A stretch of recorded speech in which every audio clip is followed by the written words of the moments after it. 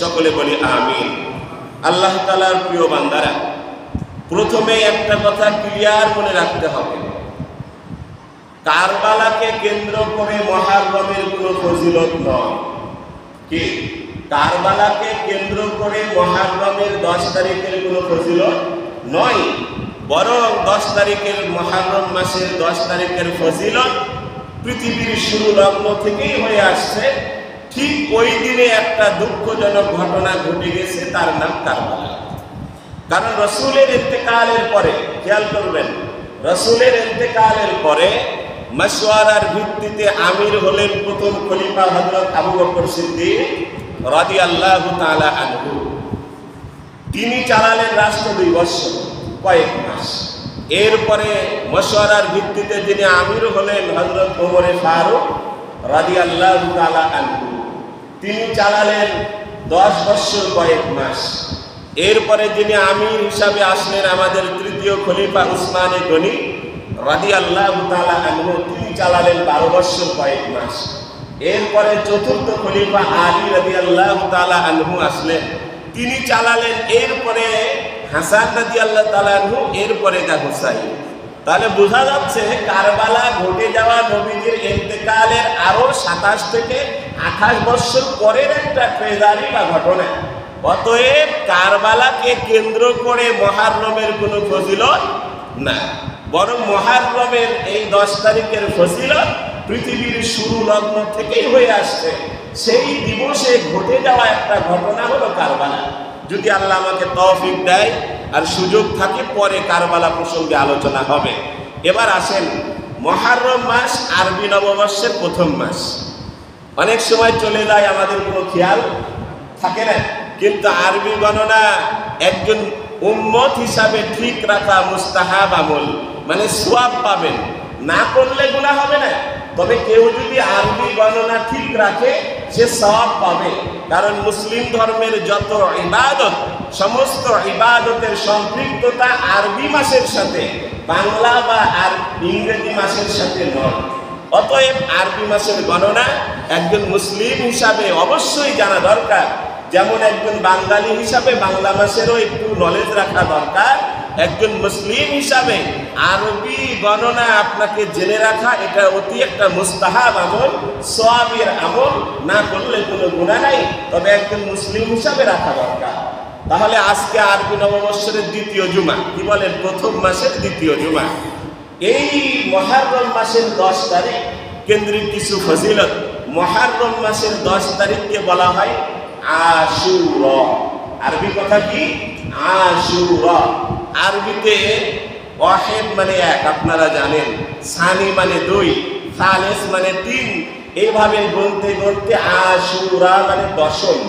আশুরা মানে দশম, আশারুন মানে 10। স্যারেরা আছেন, অনেক শিক্ষক এখানে আছেন, 10 দশমের অনেক পার্থক্য, ওগুলো বলতে গেলে আমার আলোচ্য বিষয় হারিয়ে যাবে। তাহলে 10 আশারুন মানে 10, সেখান থেকে আশুরা মানে দশম দিন। মুহররম মাসের 10তম দিন হলো আশুরা। এখন বিষয় হলো আশুরা, ইয়াউমুল আশুরা কেন বলা হয়? যেহেতু মুহররম মাসের 10 তারিখ, তাই তাকে বলা হয় ইয়াউমুল আশুরা। এটা একটা কারণ। মুহাদ্দিসিনগণ আরেকটা কারণ উল্লেখ করেছেন, ইতিহাসবিদগণও এটাকে স্বীকৃতি দিয়েছেন। আল্লাহ সুবহানাহু ওয়া তাআলা এই মুহররম মাসের 10 তারিখে 10 জন নবীর আশ্চর্যজনক ঘটনা ঘটিয়েছিলেন, তাই এর নাম হলো ইয়াউমুল আশুরা। কয়জন পয়গম্বর? 10 জন পয়গম্বর। আসেন 1 নম্বর, মুসা কালিমুল্লাহ। মুসা আলাইহিস সালামের উপাধি কি? কি বলেন? কালিমুল্লাহ। 3টি পাহাড় পৃথিবীতে সবচাইতে দামি, জাবালে নূর, জাবালে সুর, জাবালে তুর। জাবালে নূর যেখানে কুরআন নাযিল হয়েছে গারে হীরা। জাবালে সুর আল্লাহ রাসূল হিজরতের রজনীতে আত্মগোপন করেছিলেন, সঙ্গে ছিল আবু বকর সিদ্দিক রাদিয়াল্লাহু তাআলা আনহু। নাম্বার 3 জাবালে তুর, যেই পাহাড়ে হযরত মুসা কালিমুল্লাহ সরাসরি কার সাথে কথা বলতেন? আল্লাহ সুবহানাহু ওয়া তাআলার সাথে। তো মুসা আলাইহিস সালাম এবং তার উম্মত, কি বলেন, মুসা আলাইহিস সালাম এবং তার উম্মত একজন বাদশা কর্তৃক অত্যাচারিত হয়ে আসছিলেন, তার নাম ফিরআউন। কি তার নাম? ফিরআউন। আল্লাহ সুবহানাহু ওয়া তাআলা মূসা আলাইহিস সালাম এবং তার উম্মতকে এই জালেম শাসক থেকে যেই দিন নিস্তার দেন, পরিত্রাণ দেন এবং জালেম শাসককে ওই পানির মধ্যে নীল নদে চুবিয়ে ডুবিয়ে মারেন, সেই দিন ছিল ইয়াউমুল আশুরা। শুনেন, সবাই জব্দ হয়, সবাই। একটা কথা আছে না, খেলার নাম কি বলেন, যদিও গ্রামের ভাষা, সবাই জব্দ হয়, সবাই সুদা হয়। কোন টাইমে? কি বলেন? এই ফিরআউন যে নিজেকে রব দাবি করেছিল, সেও কিন্তু ডুবে চুবে মরার সময় বলেছিল আমানতু বিমূসা ওয়া হারুন, আজকে আমি মূসা আর হারুনের রবের উপরে কি আনলাম। সেদিন ঠেলাই পড়ে বলেছিল, তাও বলেনি যে আমি আমার আল্লাহর উপরে ঈমান আনলাম। কি বলেছিল? আমানতু বিমূসা ওয়া হারুন, আমি মূসা আর হারুনের রবের উপরে ঈমান আনলাম। কত বড় বাটপার হলে এই কথা বলতে পারে? তাও বলে নাই একটা বারের জন্য যে আমি আমার রবের উপরে ঈমান আনলাম। সেই দিন কিন্তু সে মেনেছিল, কিন্তু তার মানা কোনো কাজে কি বলেন, কোনো কাজে লাগে নাই। আপনি মুসলিম দাবি করে যেভাবে চলছেন, যাদের সাথে ঘুরছেন, যাদের সাথে চা আড্ডা দিচ্ছেন, যেই পন্থায় রাজনীতি করছেন, যেই পন্থায় যেই তরিকায় কথা বলছেন, আপনিও যেদিন মালাকুল মউত সামনে আসবে, जब मलाकुल मौत आएगे तुम्हारे सामने, तुम्हें फुर्सत ना मिलेगे लम्हे लाने के लिए, हफ्ते दरिया गर्बदो शंताना गर्दद जालिमन, शर्ब दे दीदार बायद अज़लबे महबूब मन, शर्ब दे दीदार बायद अज़लबे महबूब मन। वो अल्लाहर बंदारा, কিছু মানুষকে দেখবেন ডান দিকে তাকিয়ে মারা গেছে, ওই নজর সুদা করার সময় পাইনি। কেউ দেখবেন বামের দিকে তাকিয়ে মারা গেছে, সময় পাইনি। কেউ আবার উপরের দিকে তাকিয়ে মারা গেছে, নজর সুদা করার সময় পাইনি। কেউ হা করে মারা গেছে, এই দুই ঠোঁট বন্ধ করার সময় পাইনি। কেউ আবার দেখবেন বিশ্রী অবস্থায় মারা গেছে, ঠিকভাবে মারা যায়নি। যখন মালাকুল মউত আসবে, ডান দিকে তাকিয়েছেন, বাম দিকে তাকানোর সুযোগ কি বলেন দেবে না। আপনি উপরে তাকিয়েছেন, আপনার নজরটা সোজা করবেন, এতটুকু সময় আপনি পাবেন না। আপনি মনে করছেন আজ বামপন্থীর সাথে রাজনীতি করি, বামপন্থীদের সাথে ঘুরি, দুনিয়া কামাই আনি, মরার আগ দিয়ে আমি কি হয়ে যাব, সব ঠিক করে নিব। না ভাই না, যেদিন মালাকুল মউত আসবে আপনি সময় কি বলেন আর অগ্রিম মেসেজ দিয়ে আসবে না। আপনি ওই মূসা আলাইহিস সালামের মতো পয়গম্বর না, আপনি মুহাম্মদুর রাসূলুল্লাহর মতো ব্যক্তি না যে অগ্রিম মেসেজ দিয়ে আসবে অমুক দিন আপনার মৃত্যু। এরকম ইতিহাস আছে? কারণ আপনি আমি আখেরি নবীর উম্মত, আপনাকে অগ্রিম জানানো হবে না। অতএব অল টাইম প্রস্তুত থাকতে হবে। হাদিসে এসেছে তুহফাতুল মুমিনি আল মাউতু, রাওয়াহু তিরমিজি। তিরমিজি শরীফে আল্লাহ রাসূল বলছেন, যারা মুমিন তার জন্য হাদিয়া হলো মৃত্যু। সুবহানাল্লাহ। কি আপনার 1 লাখ টাকা হাদিয়া দেওয়া হলো, বা তানোরে মনে করেন 1 বিঘা জমি কোপারে কেউ আপনাকে হাদিয়া দিল, খুশি হবেন না? 1 লাখ টাকা দিলে খুশি হবেন না? হাদিয়া পেলে মানুষ যেমন খুশি হয়, আল্লাহর মুমিন বান্দা মৃত্যুতে তেমন খুশি হয়। সুবহানাল্লাহ। এই জন্য মৃত্যুর জন্য অল টাইম প্রস্তুত থাকা। মূসা আলাইহিস সালাম তার কওমকে নিয়ে নীল নদ পাড়ি দিলেন, ফিরআউন দলবল সহ গেল। কি বলেন, মাঝখানে যখন চুবে মরে তখনও কিন্তু বলেছিল আমানতু বি রব্বি মূসা ওয়া হারুন, আজকে আমি হারুনের আর মূসার রবের উপরে ঈমান আনছি। কাজ হয়েছিল নাকি ডুবে ডুবে মরেছে? অতএব আমার কি বলেন, এই তানোরে বলেন, সারা পৃথিবীকে বলেন, কিছু মুসলমান আছে এদের কাজ হলো কি বলেন, সব সময় বামপন্থীদের সাথে ঘোরা আর ডানপন্থীদের কি করা, গীবত করা। কিন্তু আপনাকেও সতর্ক থাকতে হবে ভাই, মরার সময় আপনিও জব্দ হবেন, কিন্তু ওই জব্দ হয়ে কামে কি বলেন কাজে লাগবে না। তো আল্লাহ তাআলা মূসা আলাইহিস সালামকে যেই দিন নিস্তার দিয়েছিলেন এই জালেম শাসক থেকে, সেই দিন ছিল ইয়াউমুল। এবার আসেন নাম্বার 2, নূহ আলাইহিস সালাম। ঘটনা আপনারা কোরআনে আয়াত বলতে গেলে হবে না, জানেন। লম্বা দিন উনি কি করেছেন? দাওয়াতি কাজ করেছেন 900 থেকে 950 বছর। সুবহানাল্লাহ। কি 80 থেকে 82 জন মানুষ হেদায়েত পেয়েছে বা আল্লাহর পথে এসেছে। এরপরে আল্লাহ তাআলার কাছে উনি দোয়া করলেন কি, আল্লাহ এই জমিনে কোনো কাফের রেখো না, সব শেষ করে দাও। আল্লাহ দোয়া কবুল করে একটা প্লাবন দিয়েছিলেন। এই প্লাবন থেকে নূহ আলাইহিস সালাম তার কওম যেদিন নিস্তার লাভ করেন জুদি নামক পাহাড়ে, যখন তার নৌকাটা ভিড়ল, আর এই গজব থেকে যখন নূহ আলাইহিস সালাম পরিত্রাণ পেলেন, সেদিনও ছিল ইয়াউমুল আশুরা। নাম্বার 3, ইউসুফ আলাইহিস সালাম। আপনারা জানেন কি, আপনারা জানেন হযরত ইউসুফ আলাইহিস সালামকে ভাইরা মিলে কূপের মধ্যে ফেলে দিল। কি সূরা ইউসুফের মধ্যে ঘটনা এসেছে, কূপের মধ্যে ফেলে দিল। ইউসুফ আলাইহিস সালাম কূপের মধ্যে থেকে যেদিন নাজাত পেয়েছিলেন, নিস্তার পেয়েছিলেন, পরিত্রাণ পেয়েছিলেন, সেদিনও ছিল ইয়াউমুল আশুরা। নাম্বার 4, হযরত ইউনূস আলাইহিস সালাম। কি বলেন? যেই দিন উনি মাছের পেটে চলে গেলেন, আবার একটি দোয়ার বদলতে আল্লাহ তাআলা উনাকে নাজাত দিলেন। কি দোয়া? ইল্লা আনতা সুবহানাকা ইন্নী কুনতু মিনাজ জালিমিন। আল্লাহ তাআলা যেই দিন উনাকে মুক্ত করে দিলেন মাছের পেট থেকে, সেই দিন ছিল ইয়াউমুল আশুরা। এরপরে হযরত ঈসা আলাইহিস সালাম পৃথিবীতে এসেছেন ইয়াউমুল আশুরার দিনে। আবার যখন তাকে মেরে ফেলার প্ল্যান করা হলো, আল্লাহ তাআলা তার দোয়া কবুল করেছিলেন। এই নবীর উম্মত হয়ে উনি আবারও আসবেন, যেদিন আসমানে তুলে নেওয়া হয়, সেদিনও ছিল ইয়াউমুল আশুরা। এরপরে মুসলিম জাতির জনক বিনাল, আর বলছে না, নাম মাঝে মধ্যে বলতে হবে, কারণ জাতির জনকের সাথে আরেকজন ব্যক্তির নাম জড়িয়ে আছে, যা মুসলমানদের আকীদা, মুসলমানদের সাংস্কৃতিক সাথে সাংঘর্ষিক। অতএব মাঝে মধ্যে এই নামটা কি করতে হবে? বলতে হবে। মুসলিম জাতির জনক কে? ইব্রাহিম আলাইহিস সালাম। তিনি যেই দিন আসেন, সেই দিন ছিল ইয়াউমুল, যেদিন জন্মগ্রহণ করেন, ইয়াউমুল আশুরা। আপনারা জানেন আইয়ুব আলাইহিস সালাম লম্বা দিন রোগে আক্রান্ত ছিলেন। উনি আল্লাহর কাছে দোয়া করলেন, আল্লাহ উনার কি দোয়া কবুল করলেন, উনি পরীক্ষায় উত্তীর্ণ হলেন। যেই দিন আইয়ুব আলাইহিস সালাম রোগ মুক্ত হলেন, সেদিনও ছিল ইয়াউমুল। এরপরে আপনারা জানেন ইয়াকুব আলাইহিস সালাম ইউসুফ আলাইহিস সালামকে হারিয়ে কাঁদতে কাঁদতে কাঁদতে চোখের পানি শেষ, উনি অন্ধ হয়ে গেলেন। আল্লাহ তাআলা কুরআনুল কারীমে বলেছেন ফাত্তাদা বাসীরা। মুসলমানরা তো পড়েই শেষ, ইহুদি খ্রিস্টান নাসারারা কত চর্চা করে, খেয়াল করেন।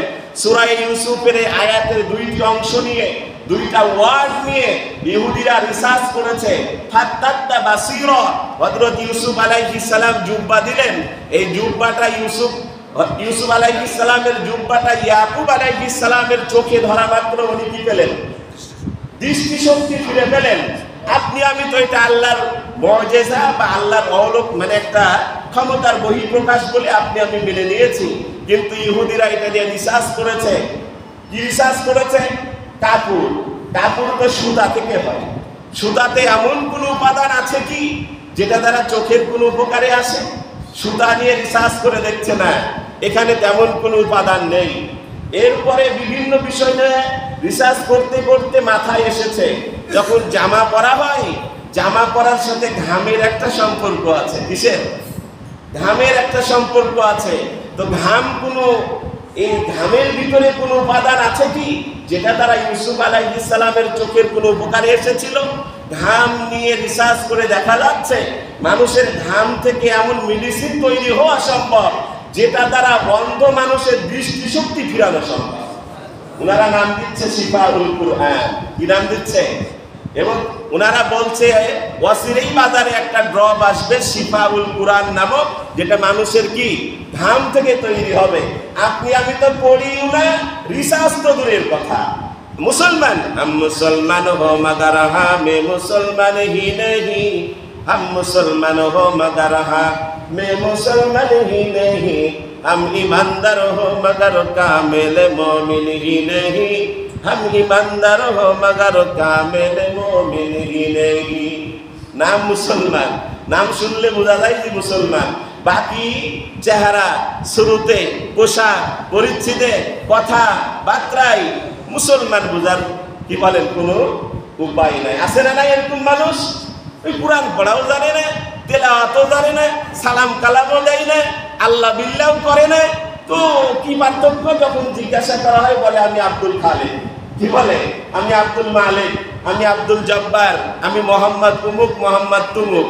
বাকি আর বোঝার কোনো কায়দা নাই যে সে একজন মুসলমান। অথচ তারা কিন্তু বসে নাই, তারা রিসার্চ করছে। এবার আসেন হযরত কি বললাম ইয়াকুব আলাইহিস সালাম। সর্বশেষ কথা হলো নবী ও রাসূলগণ নিষ্পাপ। নবী ও রাসূলগণ কি বলেন? আমাদের আকীদা কি? নবী ও রাসূলগণ নিষ্পাপ। নবী মুহাম্মদুর রাসূলুল্লাহ উনি যে মাসুম, উনি যে নিষ্পাপ, এই মর্মে ওনার পূর্বের গুনাহ এবং পরের গুনাহ সব মাপ। এই প্রসঙ্গে যে আয়াতে কারিমা নাজিল হয়েছে সেটাও ইয়াউমুল আশুরা। সুবহানাল্লাহ। তো এই ধরনের অনেক ঘটনা ঘটেছে।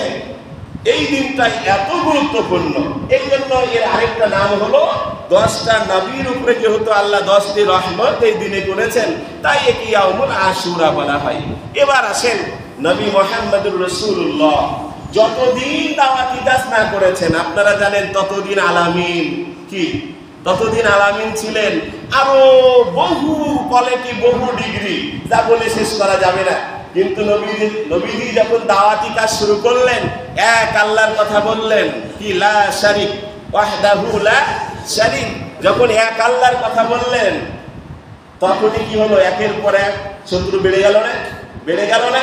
কুরআনুল কারীমে আপনারা সূরাতুল ওই ফিল প্রায় পড়েন, ওর মধ্যে পাবেন আলাম ইয়াজআল কাইদাহু, কি আছে না? এর মধ্যে আপনারা ইতিহাস পাবেন।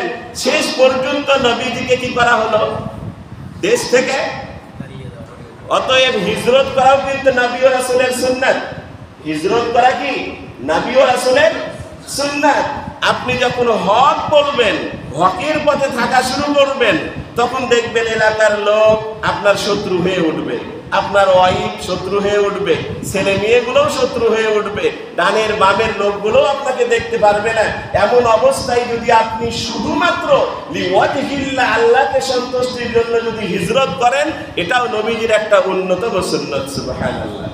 কি আমরা তো অনেক সময় ভাবি এই কথা বললে প্রতিবেশী রাগ করবে, এটা বললে অমুক ভাই রাগ করবে, এটা বললে তুমুক ভাই রাগ করবে, এটা বললে যদি আবার ক্ষমতায় আসে আমার বিপদ হবে। বলে না ভাই, বলে না? এই যে আপনি বিভিন্ন সাইট দেখে দেখে কথা বলেন, কি যদি এগুলো বাদ দিয়ে একমাত্র আল্লাহর জন্য বলেন, তো আপনার শত্রু থাকবে। পৃথিবীতে আল্লাহ তাআলা যত মাখলুকাত তৈরি করেছেন, তার মধ্যে শ্রেষ্ঠ কারা? মানুষ। মানুষের মধ্যে শ্রেষ্ঠ কারা? নবী ও রাসূলগণ। নবী ও রাসূলগণের মধ্যে শ্রেষ্ঠ যিনি, তিনি মুহাম্মদুর রাসূলুল্লাহ সাল্লাল্লাহু আলাইহি ওয়াসাল্লাম। তিনারও শত্রু ছিল না? তাহলে তিনি সমস্ত মাখলুকাতের মধ্যে শ্রেষ্ঠ, সমস্ত নবী ও রাসূলের মধ্যে শ্রেষ্ঠ। তারপরেও তার মতো মহামানবের যদি শত্রু হতে পারে, তা আপনার শত্রু থাকবে, এটাই কি স্বাভাবিক ব্যাপার। অতএব শত্রুকে ভয় পেলে চলবে না। হকের পথে দৃঢ় থাকতে হবে, হক বলতে হবে, হকের পথে চলতে হবে। কে কি করলো ডানে বামে দেখার কোনো সুযোগ নাই। নবীজি যখন হক কথা বলা শুরু করলেন, নবীজিকে কি করা হলো? এলাকা ছাড়ানোর একটা প্ল্যান করা হলো, মেরে ফেলার প্ল্যান করা হলো। আল্লাহর হুকুমে উনি হিজরত করে কোথায় গেলেন? মদিনায় গেলেন। হাদিসটি আপনারা পাবেন বুখারী শরীফের মধ্যে। আন ইবনে আব্বাস রাদিয়াল্লাহু তাআলা আনহু قال لما قدم النبي المدينة وجد اليهود يصومون عاشورا। সম্মানিত আল্লাহর প্রিয় বান্দারা, নবীজি যখন মক্কা থেকে মদিনায় গেলেন, মদিনায় যাওয়ার পরে ইহুদিদেরকে দেখলেন ইয়াউমুল আশুরাতে তারা রোজা রাখে। ফাসালু আন যালিকা, নবীজি ইহুদিদেরকে জিজ্ঞাসা করলেন, তোমরা আজকের দিনে কেন রোজা রাখো? তখন ইহুদিরা বলল, ফাকালা হাযা ইয়াউমুল লাযী যাহারাল্লাহু ফীহি মূসা ওয়া বনী ইসরাঈল আলা ফিরআউন। বনী ইসরাঈলের লোকরা নবীজিকে বললেন, ইহুদিরা বললেন, এই দিনটাতে আল্লাহ রাব্বুল আলামিন মূসা এবং বনি ইসরাইলকে যেহেতু জালেম শাসক ফিরাউনের হাত থেকে নিস্তার দিয়েছেন, নাজাত দিয়েছেন, তাই আমরা শুকরিয়া তান এই দিনটা রোজা রাখি।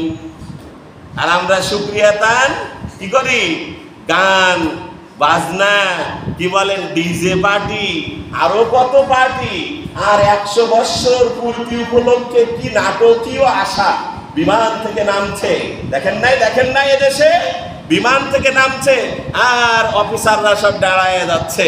মনে হচ্ছে আজ থেকে 100 বৎসর আগে যেভাবে কি বলেন অন্য দেশ থেকে বিমানে চড়ে এই দেশে এসেছিল, ওই প্রকৃতি, ওই ছবি নামছে, আর আল্লাহর বান্দারা দাঁড়ায় যাচ্ছে। কি দেখেন নাই 100 বৎসর পূর্তি উপলক্ষে? দেখেছেন কি দেখেন নাই? আমরা এই দেশে দেখেছি। সম্মানিত আল্লাহর প্রিয় বান্দারা, এগুলো করে আমাদের উদযাপন করা হয়। কি ডিজে পার্টি করে, পিকনিক করে, এইভাবে করে এই দেশে কোটি কোটি টাকা নষ্ট করে এই ধরনের কি বিভিন্ন বৎসর সম্পর্কে উদযাপন করা হয়।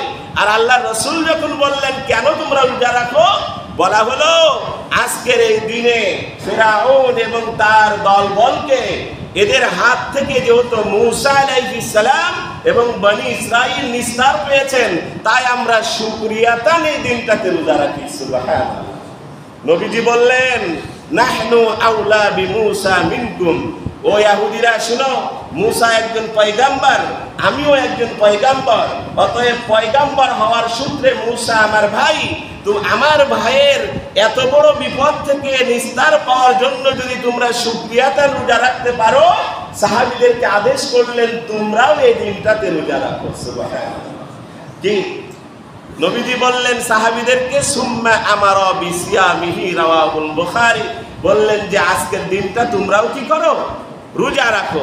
এবার আসেন, আনাবি কাতাদা রাদিয়াল্লাহু তাআলা আনহু قال أن النبي صلى الله عليه وسلم سئل عن صيام يوم عاشوراء فقال أيكفر السنة التي الماضية رواه مسلم।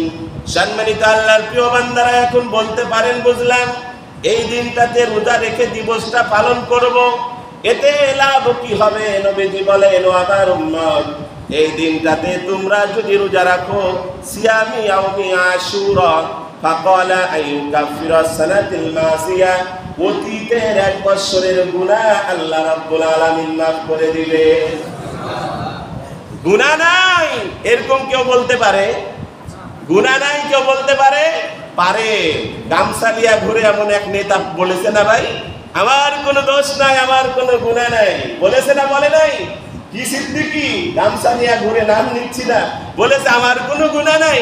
কিন্তু মানুষ যাই আল্লাহ রাসূল বলছেন, কুল্লু বনি আদমা খাত্তাউন ওয়া খায়রুল খাত্তাইনা আত-তাওয়াবুন, রাওয়াহুল বুখারী। নবীজি বলছেন আমার উম্মত যে আল্লাহর বান্দা, যে আদমের সন্তান, যে তারই গুনাহ আছে, আর গুনাহ হওয়ার পরে উত্তম সে যে গুনাহ থেকে তওবা করে। সুবহানাল্লাহ। আর আমার দেশে কিছু নেতা নেত্রী বলে ওর কোনো অপরাধ নাই, ওর কোনো গুনাহ নাই, নাউজুবিল্লাহ। তাহলে বোঝা গেল ওই আদমের সন্তান না, শয়তানের সন্তান। আদমের শয়তান হলে তো আর গুনাহ হতো, আর গুনাহ থাকতো, তাহলে সে তো আদমের সন্তান না, সে শয়তানের সন্তান, তাই আর গুনাহ নাই, কারণ ওর জীবনটাই তো গুনার মধ্যে, ওই গুনাহ আর খুঁজে পাই না। সম্মানিত আল্লাহর প্রিয় বান্দারা, তাহলে 1 বৎসরের অতীতের গুনাহ আল্লাহ মাফ করে দিবেন। এবার আসেন, ইবনে মাজাহ শরীফের ভিতরে এসেছে, ক্বালা সিয়ামু ইয়াউমি আশুরা ইন্নী আহতাসিবু আলাল্লাহি আইয়ুকাফিরা সানাতাল্লাতী বা'দা। আরেকটা হাদিসের মধ্যে এসেছে, নবীজি বলেন ইয়াউমুল আশুরাতে আমার কোন উম্মত যদি রোজা রাখে, রোজা পালন করে, একটা দিন যদি সিয়াম সাধনা করে, ওর আগামী 1 বছরের গুনাহ মাফ হয়ে যাবে। ও আল্লাহর বান্দারা, এই তানোর বাজারে প্রায় ব্যবসায়িক মানুষ যদি কোনো কর্মচারীকে বলে আজকের দিনটা কাজ করে এলে আগামী 1 বছরের বেতন তো দিয়ে দিচ্ছি, করবে কি করবে না? বরং সেই দিন পুরা দিনও করবে, পুরা রাতও করবে, কারণ 1 বছর তো আর কোনো কাম নাই, খালি ঘুরে বেড়াবে আর কি মাস শেষে এসে স্যালারি নেবে, এই তো কাম, নাকি বলেন? তা আল্লাহ রাসূল যে বললেন একটা দিন আমার উম্মত কষ্ট করো আর 1 বছরের মজুরি বুঝে নাও। সুবহানাল্লাহ। কিন্তু আমরা সেইটা দিন কি করি না, আমল করার চেষ্টা তাহলে যদি রাখি অতীতের 1 বছরের গুনাহ মাফ, আবার ভবিষ্যতের 1 বছরের গুনাহ মাফ। সুবহানাল্লাহ। শুধু তাই কি, আসেন আনাবি হুরায়রা রাদিয়াল্লাহু তাআলা আনহু قال قال رسول الله صلى الله عليه وسلم يرفعه يوم عاشوراء تصوم الانبياء عليهم السلام فصوموا انتم رواه মুসান্নাফাত ইবনে আবি শাইবা।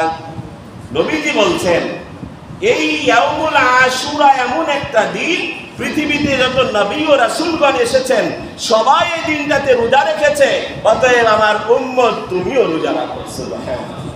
কি তাহলে কত গুরুত্বপূর্ণ একটা দিবস। এরপরে আসেন আন আলী রাদিয়াল্লাহু তাআলা আনহু قال سأل رجل النبي صلى الله عليه وسلم أي شيء تأمرني أن أصوم بعد رمضان قال صم المحرم। নবীজির দরবারে একজন সাহাবী এসে বললেন, ইয়া রাসূলুল্লাহ, রমজান মাসের পরে আর কোন রোজাটা রাখবো যেটাতে আমার সওয়াব বেশি হবে? নবীজি বললেন, সুমিল মুহররম, মুহররম মাসের 10 তারিখের রোজাটা রেখো। সুবহানাল্লাহ। কি রমজানের পরে আর কোন রোজাটা রাখবো? নবীজি বললেন, মুহররমের রোজাটা রাখো। ফা ইন্নাহু শাহরুল্লাহ। মুহররম হলো কার মাস?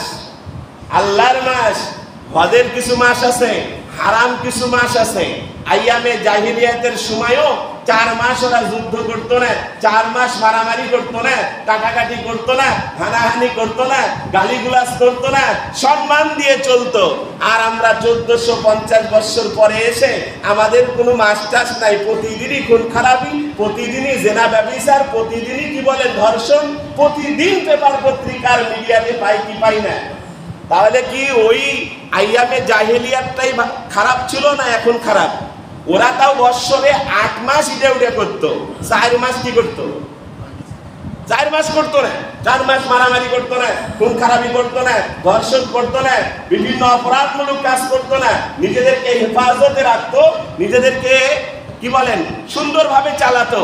8 মাস যা ইচ্ছে তাই করতো, নেকটা হয়েও কাবা শরীফ কি করতো? তওয়াফ করতো। কিন্তু বাকি 4 মাস ভালো চলতো। আর আমরা এই কি বলেন এই 1447 বছর পরে এসে আমাদের কোনো মাস নাই, প্রতিদিনই আমাদের ধর্ষণ, প্রতিদিনই আমাদের খুন খারাপি, প্রতিদিনই মারামারি, প্রতিদিনই মুখের ভাষা আমরা অশ্লীল করি, তাই না ভাই? আমাদের কোনো দিবস নাই। এমন একটা অবস্থায় আপনি আমি আছি। নবীজি বলছেন যে শাহরুল্লাহিল মুহররম, মুহররম একটা এত গুরুত্বপূর্ণ মাস, এটা কার মাস? যদিও সব মাস কার? সব মাসই তো আল্লাহর। তারপরেও নবীজি বলছেন এটা একটা গুরুত্বপূর্ণ মাস, শাহরুল্লাহিল মুহররম। এই মুহররমটা আল্লাহর মাস। ওয়া ফীহি ইয়াউমুন তাবা ফীহি আলা কওমিন। এই মাসে এমন একটা দিন আছে যেই দিনে আল্লাহ তাআলা যুগে যুগে বহু জাতিকে ক্ষমা করেছে। সুবহানাল্লাহ। এরপরে নবীজি বললেন, ওয়া ইয়াতুবু ফীহি আলা কওমিন আখারিন, রাওয়াহু তিরমিজি। যুগে যুগে যতদিন কিয়ামত না হবে ততদিন আমার উম্মত যারা ভুল করবে, মনে করেন গুনাহ করেছেন, আপনি এই দিনটাতে তওবা করবেন, আল্লাহ কবুল করবে। আপনি আর্থিক সংকটে আছেন, আল্লাহর কাছে চাবেন, আল্লাহ তাআলা আপনার আর্থিক সংকটকে দূর করবেন। আপনি ছেলে মেয়ে স্ত্রীকে নিয়ে মহা বিপদে আছেন, এই দিনটাতে আপনি দোয়া করেন, আল্লাহ আপনার সব মুসিবত দূর করে দিবেন। সুবহানাল্লাহ। কিন্তু আপনি তো তা করবেন না, খালি মানুষের কাছে ভুলে বেড়াবেন। কি আপনি তো তা করবেন না, খালি মানুষের কাছে বলে বেড়াবেন। মানুষের কাছে বলে কোনো লাভ নাই। বলতে হলে একজনকেই বলবো, তিনি কে? বলেন কাকে বলবেন?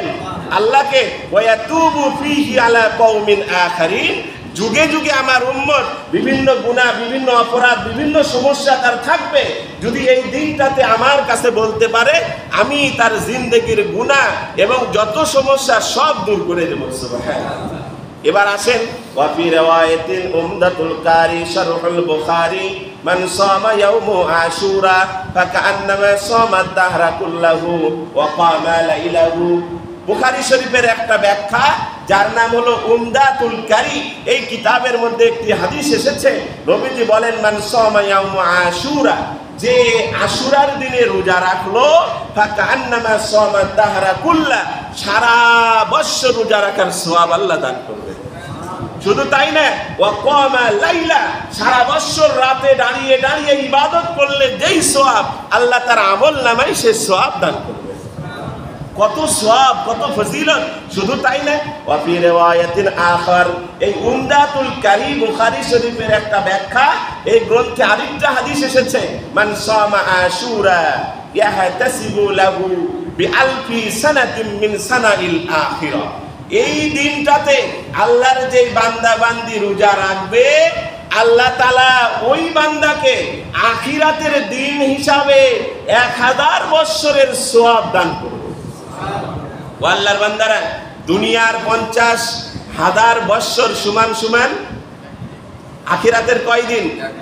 তাহলে আখিরাতের 1000 বছর, তাহলে দুনিয়ার কত বছর? ক্যালকুলেটারে অনেক সময় দিবে না এই হিসাব। কি বলেন যে দুনিয়ার 50,000 বছর সমান সমান আখিরাতের কয় দিন? একদিন। তো আল্লাহর কোন বান্দা বান্দি 10 মুহররমে যদি সিয়াম সাধনা করে, আল্লাহ আখিরাতের 1000 বছরের সমান সওয়াব তার আমলনামায় দান করবে। এবার আসেন, وعن ابي هريره رضي الله تعالى عنه قال قال رسول الله صلى الله عليه وسلم افضل الصيام بعد رمضان شهر الله المحرم। এর আগে একটু এই কথাটা বললাম, রাওয়াহুল মুসলিম, মুহররমের রোজাটা রমজানের রোজার পরেই আল্লাহর কাছে দামি। আর অন্য হাদিস বলার সুযোগ নাই, সময় শেষ। এখন বিষয় হলো, সাহাবা ইকরাম বললেন, ইয়া রাসূলুল্লাহ, বুঝলাম এত সওয়াব, এত সওয়াব, তাহলে আমরা কিভাবে আমলটা করব? নবীজি বললেন, সুমু আশুরা ওয়া খালিফু ফিহিল ইয়াহুদ। খেয়াল করেন, খালিফু ফিহিল ইয়াহুদ। ইহুদি খ্রিস্টান সাঁতালদের কি করো? বিরোধিতা করো।